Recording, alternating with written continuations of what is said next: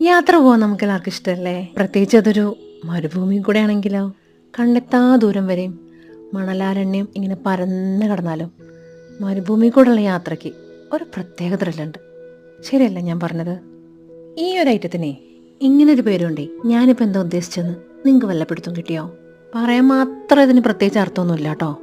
നമ്മളിവിടെ മുസംബി ഡെസേർട്ടിൽ എന്ന് പറഞ്ഞത് ഡെസേർട്ട് ഉണ്ടാക്കുമ്പോൾ അത് മുസംബി കൊണ്ട് ഉണ്ടാക്കിയെന്നാട്ടോ, അല്ലാതെ മുസംബി മരുഭൂമി പോയി എന്നല്ലേ.